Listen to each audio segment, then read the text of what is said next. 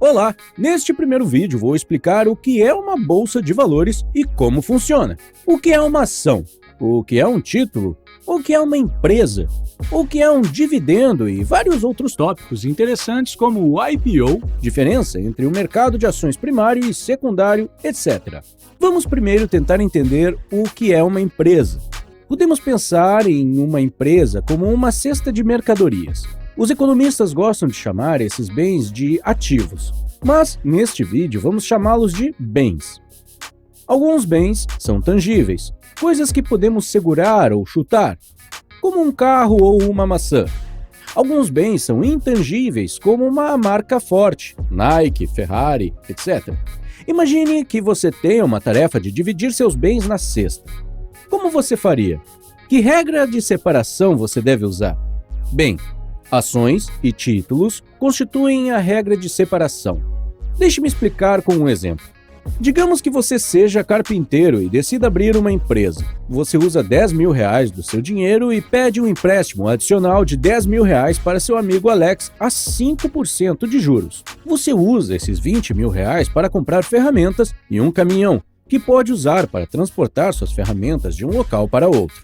Neste ponto, existem dois produtos na sua cesta ou na sua empresa: caminhão e ferramentas. Então, você começa o negócio e depois de um ano, você obtém um lucro de R$50.000, além de ainda ter o caminhão usado e as ferramentas na sua cesta. A essa altura, algumas pessoas pensam que você e seu amigo Alex deveriam receber metade dos bens e do dinheiro, porque contribuíram com a mesma quantia. Mas Alex lhe emprestou dinheiro que você investiu no negócio. Você deve a Alex R$10.000 mais 5% de juros, ou seja, R$10.500. Depois de reembolsar Alex, você ainda tem R$39.500, 50.000 menos 10.500, mais o caminhão e as ferramentas. A regra de compartilhamento que você e Alex concordaram em usar antecipadamente é que Alex receberia os primeiros 10.500 e nada mais. Você não ganha nada até que Alex esteja totalmente pago, e então você recebe tudo o que resta. Nesse exemplo, Alex é o credor enquanto você é o proprietário. Em outras palavras, Alex é um bondholder, ou seja, o detentor de títulos, e você é um stockholder, ou seja, o proprietário ou acionista. Alex pode não ficar feliz com esta situação porque você tem mais do que ele, além de manter o caminhão e as ferramentas. No entanto, é importante ter em mente que o dinheiro de Alex estava muito mais seguro do que o seu. Se você tivesse trabalhado o ano todo e só tivesse conseguido cobrir suas despesas, isso significaria que seu lucro seria zero. Nesse caso, você teria que vender o caminhão e as ferramentas para reembolsar Alex. Como o caminhão e as ferramentas são usados, você teria que vendê-los a um preço inferior ao preço de compra original, o que significa que você receberia menos do que você investiu inicialmente. Este é um exemplo simplificado, mas é importante lembrar que os detentores de títulos credores devem ser pagos primeiro e os proprietários acionistas por último. Não importa se a empresa cresce e ganha mais dinheiro ou se ao contrário acontece. Essa regra não muda. Com o tempo, a relação entre dívida e ativo de uma empresa pode variar e influencia o risco da empresa. Se a empresa ganha muito dinheiro e a pilha de bens que sustentam os títulos ficar maior, o risco diminuirá. E claro, que se uma empresa perder dinheiro, os bens diminuem e as chances de a empresa ser capaz de reembolsar os detentores dos títulos também diminuem. Digamos que 2 anos se passam e o seu negócio tem ido muito bem, valendo agora R$200.000. Você comprou mais caminhões e ferramentas. Além disso, você também construiu uma boa reputação e conquistou clientes estáveis.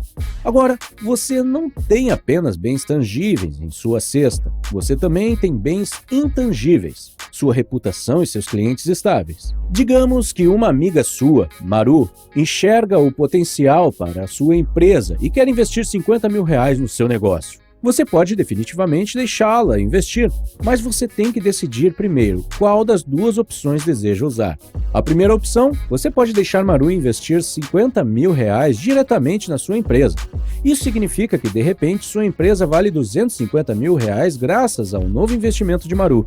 Se R$250 mil representam 100% da empresa, R$50 mil representam 20%, o que significa que agora Maru possui 20% e você possui os restantes 80% da empresa. É verdade que, depois do investimento de Maru, sua empresa cresceu, mas você também abriu mão de 20% dela. A forma de propriedade que você e Maru detêm é chamado de capital privado. As empresas privadas são, nenhuma surpresa aqui, privadas. Isso significa que, na maioria dos casos, a empresa é a propriedade dos seus fundadores e grupo de investidores privados. Uma empresa pública, por outro lado, é uma empresa que vendeu toda ou parte de si mesma ao público por meio de um IPO. Vou explicar o IPO em alguns minutos. Agora vamos falar sobre a segunda opção que você tem. Digamos que você não queira emitir novas ações e ampliar a empresa. Neste caso, você ainda pode deixar Maru investir vendendo suas próprias ações para ela. Aqui está a parte complicada. Nesta opção, a empresa não recebe nenhum novo dinheiro. Em vez disso, Maru dá a você R$50 mil e você dá a ela 25% da empresa. Tenho certeza de que você está se perguntando por que Maru tem 25% da empresa agora, mas tinha 20% na primeira opção com o mesmo investimento de R$50 mil. A resposta é que o dinheiro de Maru está indo para você pessoalmente e você está dando a ela algumas das suas ações existentes. Sua empresa não recebe esse dinheiro e, por isso, não fica maior do que era antes. Isso significa que R$50 mil vão valer 25% da empresa, uma vez que o valor total da sua empresa se manteve em R$200 mil. Em ambas as opções, você renuncia a uma parte da propriedade da empresa. No entanto, você não precisa vender parte da empresa para levantar algum dinheiro com ela. Você possui os ativos e pode optar por assinar um cheque. Se a empresa tiver R$1.000 a mais em dinheiro do que precisa, então faz sentido você usar esses R$1.000 em outro lugar. Este pagamento de R$1.000 para você mesmo seria chamado de dividendo. Dividendo é o pagamento da empresa aos seus acionistas. Se a sua empresa tiver 1.000 ações no total e você pagar R$1.000 como dividendo a si mesmo, então diríamos que a empresa pagou um dividendo de R$1 por ação. Se Maru tivesse 25% da propriedade da empresa, R$250 iriam para Maru como dividendo e você ficaria com os outros R$750. As empresas podem não pagar dividendos se não ganharem o suficiente para cobrir suas necessidades de caixa ou se tiverem passado por tempos difíceis. As empresas são criadas de acordo com a lei e existem de forma distinta de seus acionistas. Steve Jobs criou a Apple e hoje ele já se foi, mas a empresa ainda está aqui porque eles eram independentes. Normalmente, não distinguimos a empresa de seus gerentes ou funcionários. Por exemplo, não dizemos que a Tesla contrata pessoas que produzem bons carros, simplesmente dizemos que a Tesla produz bons carros. Mas, em essência, eles são independentes. A empresa é apenas uma cesta de bens e os gerentes são as pessoas que gerenciam esses bens. Se um gerente da Tesla faz algo ilegal, dizemos que a Tesla fez algo ilegal, mas culpar a Tesla é como culpar o computador. Qual é o sentido de culpar a cesta de bens? Você vai colocar os computadores e as máquinas na prisão? As empresas também têm responsabilidade limitada, o que significa que se algo der errado no negócio, apenas a empresa será responsável, não seus proprietários. Se sua empresa for processada, você poderá perder todos os seus ativos, mas a perda será limitada apenas à empresa. Eles não podem tocar em seus bens pessoais, como seu carro, casa, economias, etc. A história de empresas de responsabilidade limitada remonta a centenas de anos, desde os navios mercantes. Imagine que você é dono de um navio mercante e está enviando seu navio para o comércio.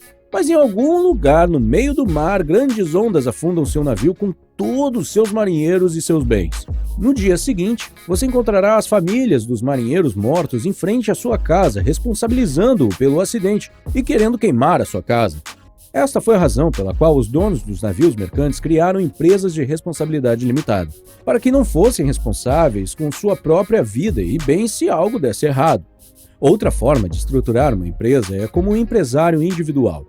A maior diferença é que o empresário individual não tem responsabilidade limitada. Se eles forem processados ou algo acontecer, eles podem perder todos os seus bens pessoais.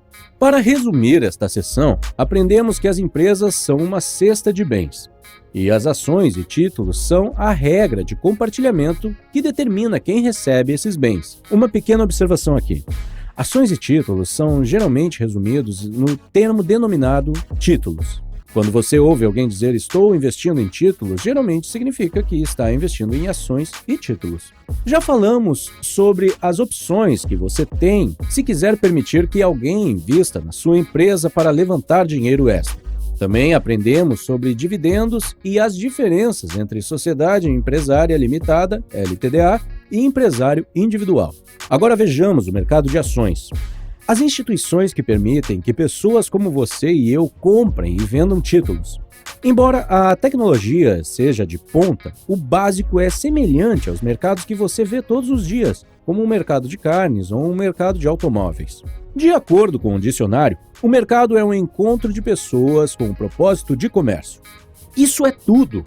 2 ou mais pessoas se reúnem, talvez pessoalmente ou talvez via computador, e tentam fazer um acordo. Às vezes, os produtos estão fisicamente presentes no mercado e às vezes não. Cada mercado é um pouco diferente do outro, mas a ideia básica é a mesma. Por exemplo, você não pode atualizar uma maçã e vendê-la por um preço mais alto, mas você pode fazer isso no mercado imobiliário. Outra diferença é que alguns mercados apresentam problemas de informação. Os problemas de informação são mais óbvios para coisas difíceis de valorizar, porque pode haver problemas ocultos. Por exemplo, se você estiver comprando um carro usado, pode haver muitas coisas sobre o carro que o vendedor não vai querer te dizer. O mercado de ações, de alguma forma, é semelhante ao mercado de carros usados. Todos os anos, trilhões de ações são negociadas no mercado e algumas pessoas se perguntam o que as empresas fazem com todo esse dinheiro. Bem, a resposta é que as empresas não recebem esse dinheiro. Quase todo o volume de negociações acontece no que é chamado mercado secundário, que é semelhante ao mercado de carros usados. Se eu vender o meu carro para você, você paga para mim, não para o fabricante do carro. O mesmo princípio se aplica às ações. Se eu vender minhas ações da Tesla para você, você paga para mim, não para a Tesla. A Tesla apenas altera seus registros para listá-lo como um novo proprietário. Quase todo o volume de negociação se resume à movimentação de dinheiro do bolso de um investidor para o bolso de outro. O mercado primário é diferente. Se a Tesla quiser levantar dinheiro, pode vender novas ações, o que aumenta o número de ações no mercado. Nesse caso, a Tesla obtém dinheiro com a venda. Para simplificar, o mercado primário é onde as ações e títulos de empresas são criados. É nesse mercado que a empresa vende novas ações e títulos ao público pela primeira vez. Uma oferta pública inicial, ou o IPO, é exemplo de mercado primário. O IPO ocorre quando uma empresa emite ações ao público pela primeira vez. O IPO é muito importante para as empresas porque é um evento que transforma as empresas de privadas em públicas. Uma vez que sua empresa se torna pública, isso significa que você pode vender suas ações ao público e levantar capital se quiser expandir. Você não depende do investimento da sua amiga Maru para levantar dinheiro. Normalmente, muitas pessoas não gostam de comprar novas ações diretamente de uma empresa. O CEO da empresa sabe mais sobre ela e pode manipular os preços ocultando algumas informações. É claro que esse tipo de comportamento é ilegal e é chamado de insider trading, ou negociação com informações privilegiadas. E vamos ficando por aqui. Se você quiser ver mais resumos de livros financeiros, verifique a lista de reprodução que aparece na sua tela agora. Obrigado por assistir!